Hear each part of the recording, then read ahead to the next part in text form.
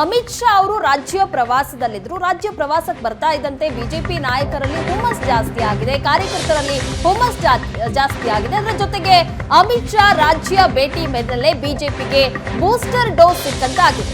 ರಾಜ್ಯ ಬಿಜೆಪಿಯಲ್ಲಿ ಹೀಗಾಗಿ ಗರಿಗೆದರಿದೆ ರಾಜಕೀಯ ಚಟುವಟಿಕೆಗಳು. 2024ರ ಮಹಾಯುದ್ಧಕ್ಕೆ ಸೇನಾನಿಗಳ ಹುಡುಕಾಟ ಶುರುವಾಗಿದೆ. ಅಂದ್ರೆ ಲೋಕಸಭಾ ಚುನಾವಣೆಗೆ ಅಭ್ಯರ್ಥಿಗಳ ಹುಡುಕಾಟ ಶುರುವಾಗಿದೆ. ಇದೇ ವಾರದಲ್ಲಿ ಬಿಜೆಪಿ ಅಭ್ಯರ್ಥಿಗಳ ಆಯ್ಕೆಗೆ ಕಸರತ್ತನ್ನ ನಡೆಸಲಾಗುತ್ತೆ. ಬಿಜೆಪಿ ಬೆಂಗಳೂರಲ್ಲೇ ನಡೆಯಲಿದೆ ಬಿಜೆಪಿಯ ಟಿಕೆಟ್ ಮೀಟಿಂಗ್. ಲೋಕಸಭಾ ಅಖಾಡಕ್ಕೆ ಗೆಲ್ಲುವ ಕುದುರೆಗಳಿಗಾಗಿ ಹುಡುಕಾಟ ನಡೆಸಲಾಗುತ್ತೆ. ಇದೇ ವಾರದಲ್ಲಿ ಬಿಜೆಪಿ ಅಭ್ಯರ್ಥಿಗಳ ಆಯ್ಕೆಗೆ ಕಸರತ್ತು ನಡೆಯುತ್ತೆ. ಅದು ಪ್ರಮುಖವಾಗಿ ಬೆಂಗಳೂರಲ್ಲೇ ಆ ಮೀಟಿಂಗ್ ಅನ್ನ ನಡೆಸಲಾಗುತ್ತೆ. ಲೋಕಸಭೆ ಅಖಾಡಕ್ಕೆ ಗೆಲ್ಲುವ ಕುದುರೆಗಳಿಗಾಗಿ ಹುಡುಕಾಟ. ಬೆಂಗಳೂರಲ್ಲಿ ಸಭೆ ನಡೆಸುವ ಬಗ್ಗೆ ಅಮಿತ್ ಶಾ ಸೂಚನೆ ಕೊಟ್ಟಿದ್ದಾರೆ. ಟಿಕೆಟ್ ಮೀಟಿಂಗ್ಗೆ ಖುದ್ದು ಅಮಿತ್ ಶಾ ಅವರೇ ಬರುವಂತಹ ಸಾಧ್ಯತೆ ಇದೆ. ಅಮಿತ್ ಶಾ ಬರದೇ ಇದ್ರೆ ಕೇಂದ್ರದ ನಾಯಕರು ಆಗಮಿಸಲಿದ್ದಾರೆ. ಯಾವ್ಯಾವ ಹಾಲಿ ಸಂಸದರಿಗೆ ಟಿಕೆಟ್ ಕೊಡಬೇಕು, ಯಾವ ಕ್ಷೇತ್ರಗಳನ್ನ ಜೆಡಿಎಸ್ಗೆ ಬಿಟ್ಟುಕೊಡಬೇಕು, ಸರ್ವೆ ಮೇಲೆ ಟಿಕೆಟ್ ಫೈನಲ್ ಮಾಡಲಿರುವಂತಹ ಹೈಕಮಾಂಡ್. ಈ ಬಗ್ಗೆ ಹೆಚ್ಚಿನ ಡೀಟೇಲ್ಸ್ ಕೊಡ್ತಾರೆ ನಮ್ಮ ಪ್ರತಿನಿಧಿ ಆನಂದ್. ಈಗ ಬಿಜೆಪಿಯ ಅಭ್ಯರ್ಥಿಗಳ ಆಯ್ಕೆ ಕಸರತ್ತು ಮುಂದಿನ ವಾರ ನಡೆಯುತ್ತೆ ಅನ್ನುವಂತಹ ಸೂಚನೆಯನ್ನ ಅಮಿತ್ ಶಾ ಅವರು ಕೊಟ್ಟು ಹೋಗಿದ್ದಾರೆ. ಯಾವ ರೀತಿಯಾದಂತಹ ಬೆಳವಣಿಗೆ ಆಗಬಹುದು ಮುಂದಿನ ವಾರ, ಯಾವ ರೀತಿ ಆಯ್ಕೆ ಪ್ರೊಸೆಸ್ ನಡೆಯುತ್ತೆ ಅಂತ?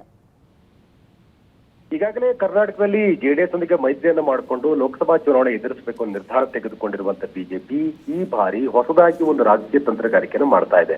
ಹಳೆ ಮೈಸೂರು ಭಾಗದಲ್ಲಿ ಪಕ್ಷ ಸಂಘಟನೆಗೆ ಪೂರಕವಾದ ಪ್ರಯತ್ನಗಳನ್ನು ಮಾಡಿದ್ರು ಕೂಡ ಆಶಾದಾಯಕವಾಗಿರ್ತಕ್ಕಂಥ ಪ್ರಗತಿ ಆಗದೇ ಇರುವಂತ ಕಾರಣಕ್ಕಾಗಿ ಕಳೆದ ವಿಧಾನಸಭಾ ಚುನಾವಣೆಯಲ್ಲಿ ನಿಶ್ಚಿತವಾದ ಸ್ಥಾನ ಗೆಲ್ಲಿ ಸಾಧ್ಯ ಆಗಿರಲ್ಲ. ಆ ಕಾರಣಕ್ಕಾಗಿ ಜೆಡಿಎಸ್ ಒಂದಿಗೆ ಮೈತ್ರಿ ಮಾಡಿಕೊಂಡು ಲೋಕಸಭಾ ಚುನಾವಣೆಯನ್ನ ಬಿಜೆಪಿ ಎದುರಿಸ್ತದೆ. ಈ ಸಂಬಂಧಪಟ್ಟಾಗಿ ನಿನ್ನೆ ನಡೆದಂತ ಅಮಿತ್ ಶಾ ನೇತೃತ್ವದ ಸಭೆಯಲ್ಲಿ ವಿಸ್ತೃತವಾಗಿ ಚರ್ಚೆಯಾಗಿ ಅಂತಿಮವಾಗಿ ಒಂದು ಹೊಂದಾಣಿಕೆಯೊಂದಿಗೆ ಅತ್ಯಂತ ಗಟ್ಟಿಯಾದ ಧ್ವನಿಯಲ್ಲಿ ರಾಜ್ಯ ಸರ್ಕಾರ ವಿರುದ್ಧ ಹೋರಾಟವನ್ನು ಮಾಡಿಕೊಂಡು ಲೋಕಸಭಾ ಚುನಾವಣೆಯಲ್ಲಿ ಅತಿ ಹೆಚ್ಚು ಸ್ಥಾನಗಳನ್ನು ಗೆಲ್ಲಬೇಕು ಅಂತಕ್ಕಂಥ ಸೂಚನೆಯನ್ನ ಅಮಿತ್ ಶಾ ಕೊಟ್ಟಿದ್ದಾರೆ. ಮುಖ್ಯವಾಗಿ ಸ್ಥಳೀಯ ಮುಖಂಡರಿಗೆ ಖಡಕ್ ಸೂಚನೆ ಕೊಟ್ಟಿರ್ತಕ್ಕಂಥ ಅಮಿತ್ ಶಾ ಅವರು ಮುಖ್ಯಮಂತ್ರಿ ಆಗಿರುವಂತಹ ಸಿದ್ದರಾಮಯ್ಯ ಮತ್ತು ಉಪಮುಖ್ಯಮಂತ್ರಿ ಡಿ ಕೆ ಶಿವಕುಮಾರ್ ಅವರ ವ್ಯಾಪ್ತಿಗೆ ಬರ್ತಕ್ಕಂಥ ಲೋಕಸಭಾ ಕ್ಷೇತ್ರದಲ್ಲಿ ಗೆಲ್ಲಬೇಕು ಅಂತಕ್ಕಂಥ ಸೂಚನೆಯನ್ನು ಕೊಟ್ಟಿದ್ದಾರೆ. ಯಾಕಂದ್ರೆ ಜೆಡಿ ಜೊತೆ ಮೈತ್ರಿ ಮಾಡ್ಕೊಂಡಿರುವಂತಹ ಕಾರಣಕ್ಕಾಗಿ ಯಾವುದೇ ಕಾರಣಕ್ಕೂ ಜೆಡಿ ಜೊತೆ ಹೊಂದಾಣಿಕೆಯಲ್ಲಿ ವ್ಯತ್ಯಾಸಗಳಾಗಬಾರ್ದು. ಎಲ್ಲಾ ಕಾರ್ಯಕರ್ತರನ್ನು ಕೂಡ ಒಟ್ಟಿಗೆ ತೆಗೆದುಕೊಂಡು ಹೋಗಬೇಕು ಮತ್ತು ಬಹಳ ಪ್ರಮುಖವಾಗಿ 28 ಲೋಕಸಭಾ ಕ್ಷೇತ್ರ ಗೆಲ್ಲುವುದರ ಮೂಲಕ ಮತ್ತೊಮ್ಮೆ ಸದೃಢವಾಗಿ ಇಡೀ ಕರ್ನಾಟಕದಲ್ಲಿ ಬಿಜೆಪಿ ಬೆಳಿಬೇಕು ಅಂತಕ್ಕಂಥ ಒಂದು ಅತ್ಯಂತ ಖಡಕ್ ಆಗಿರ್ತಕ್ಕಂಥ ಸೂಚನೆಯನ್ನು ಕೂಡ ಅಮಿತ್ ಶಾ ಕೊಟ್ಟಿದ್ದಾರೆ. ಇದರ ಜೊತೆಗೆ ಟಿಕೆಟ್ ಹಂಚಿಕೆ ಸಂಬಂಧಪಟ್ಟ ಹಾಗೆ ಮತ್ತೊಂದು ಸುತ್ತಿನ ಸಭೆ ಮಾಡಲಿಕ್ಕೆ ಕೂಡ ನಿರ್ಧಾರವನ್ನು ತೆಗೆದುಕೊಳ್ಳಲಾಗಿದೆ. ಅಮಿತ್ ಶಾ ನೇತೃತ್ವದಲ್ಲಿ ಶೀಘ್ರದಲ್ಲೇ ಬೆಂಗಳೂರಲ್ಲಿ ಮತ್ತೊಂದು ಸುತ್ತಿನ ಹಿರಿಯ ನಾಯಕರ ಸಭೆ ಕೂಡ ಆಗ್ತಾ ಇದೆ. ಈ ಸಭೆಯಲ್ಲಿ ಮುಂಬರ್ತಕ್ಕಂಥ ಚುನಾವಣೆಗೆ ಯಾರಿಗೆ ಟಿಕೆಟ್ ಕೊಡಬೇಕು ಅಥವಾ ಹಾಲಿ ಇರ್ತಕ್ಕಂಥ ಸಂಸದರ ಪೈಕಿ ಯಾರಿಗೆ ಟಿಕೆಟ್ ಅನ್ನು ತಪ್ಪಿಸಬೇಕು, ಅವರ ಬದಲಾಗಿ ಯಾರಿಗೆ ಕೊಟ್ಟರ ಅನುಕೂಲ, ಎಲ್ಲ ವಿಸ್ತೃತವಾದಂತಹ ಚರ್ಚೆಗಳು ಆಗ್ಬೇಕಾಗಿದೆ. ಆ ಕಾರಣಕ್ಕಾಗಿ ಆ ಸಭೆಯು ಕೂಡ ಬಹಳ ಮಹತ್ವವನ್ನು ಪಡೆದುಕೊಂಡಿದೆ.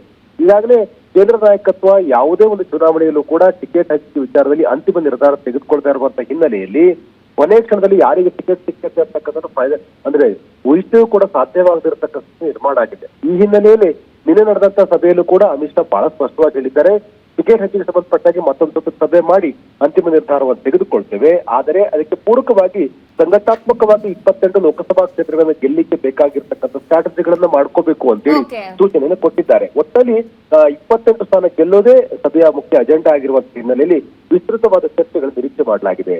ಎಸ್, ಥ್ಯಾಂಕ್ ಯು ಆನಂದ್ ನಿಮ್ಮೆಲ್ಲ ಡೀಟೇಲ್ಸ್ಗೆ.